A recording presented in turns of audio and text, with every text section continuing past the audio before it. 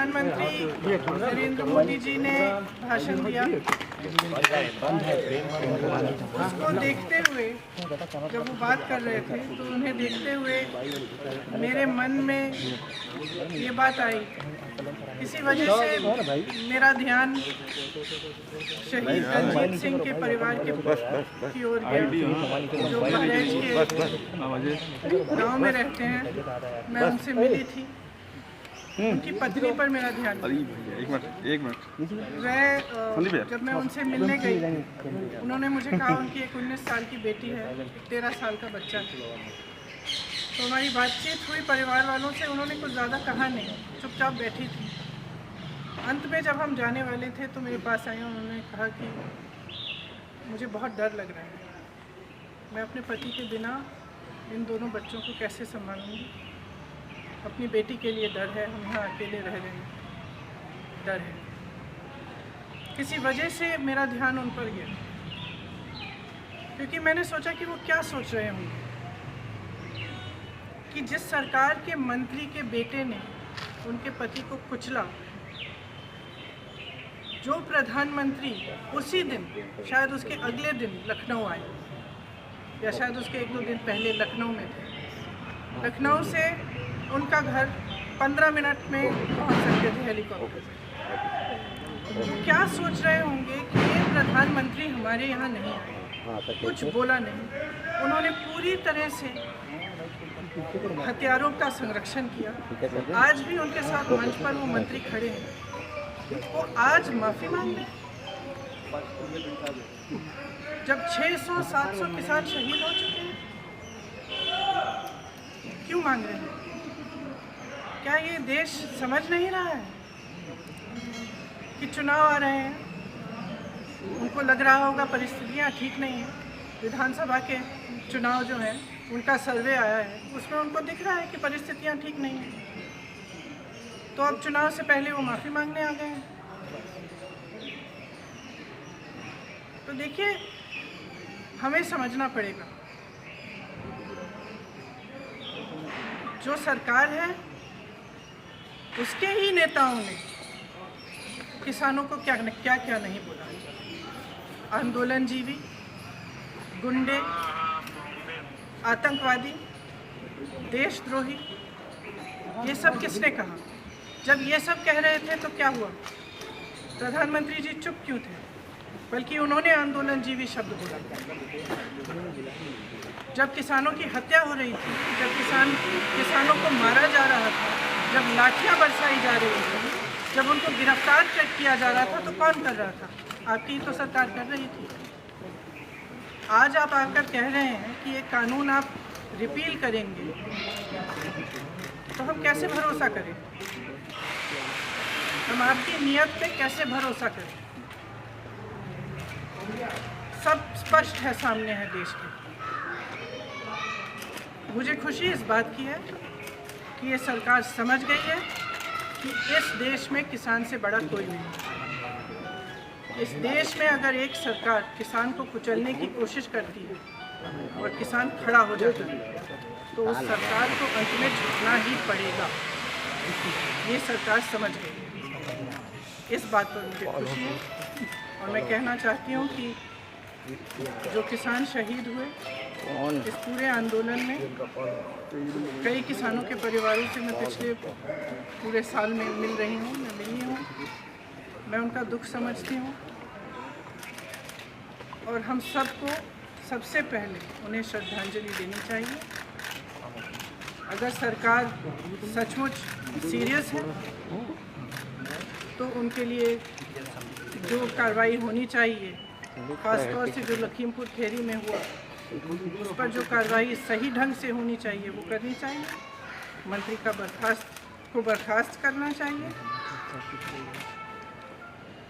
और इस पूरे देश में जो किसानों की आवाज़ उठी है, हम सबको उनके साथ हमेशा के लिए खड़ा रहना चाहिए। किसान की बहुत समस्याएं हैं, आज हर तरफ से मजबूर है, हर तरफ से वो कर्ज में डूबा हुआ है। मैं ललितपुर गई, ललितपुर में भी आपने देखा कि खाद की लाइन में खड़े खड़े उनकी मृत्यु हो गई। कुछ किसानों ने आत्महत्या की। तो किसानों की जो समस्या है, जिसके लिए किसान आंदोलन कर रहे हैं, उसको ठीक तरह से समझना, उनकी समस्याओं को ठीक तरह से सुलझाने का कर्तव्य हम सबका है। मैं ये भी कहना चाहती हूँ कि मुझे खुशी है कि जितने भी विपक्ष के दल हैं, सब ने पूरी तरह से समर्थन किया इस आंदोलन का, और किसान डटे रहे। हमारे भाई बहन जो दिल्ली के बॉर्डर पे भी थे और तमाम प्रदेशों में, सब डटे रहे। और आज हम उन सबको धन्यवाद देना चाहते हैं। जैसे मैंने कहा, जो शहीद हुए हैं उनको श्रद्धांजलि। प्रियंका जी तमाम छोटी छोटी चीज़ों के लिए अध्यादेश लाते हैं, तो इसके लिए क्यों नहीं? क्या इसके लिए भी कोई योजना है कि जब चुनाव पास आएगा तब हम धूमधाम से इसको करेंगे? अभी क्यों नहीं करते? किसान नेताओं ने कहा है कि वो अपना बिल अभी आंदोलन जारी रखेंगे और वो वापस नहीं जाएंगे, तो इसमें क्या कांग्रेस उसका समर्थन करती है? आपको लगता है कि आप किस स्टैंड, आपका स्टैंड क्या है? उनका स्टैंड बिल्कुल सही है, क्योंकि जब इस सरकार की नीयत पर भरोसा नहीं किया जा सकता, इनका रुख रोज बदलता है। तो ये बिल्कुल सही है कि पहले कानून रिपील करें ठीक ढंग से, फिर देखा जाए। Priyanka ji, one question. Given that the have been repealed the other day, They have not been repealed yet. They have not been said that they are going to be Yes. repealed. Would the opposition in UP have to recalibrate their strategy anyway for the western part of the state? Do you feel that वो आगे ले हमारे pencil as a political I exercise? feel that the people of India are extremely wise, and there is. I feel that the people of India are extremely wise. Frankly, there is no one wiser than the farmer. He knows what is good for him. He knows who stands up for him, and he has seen what this government has done, not just with the farm laws, but progressively over the last 7 years, to weaken him and to ensure that agriculture is handed over to certain large industrialists, which will not ensure the safety and security of the farmer. Priyanka ji ये बताइए कि उत्तर प्रदेश के साथ साथ उत्तर प्रदेश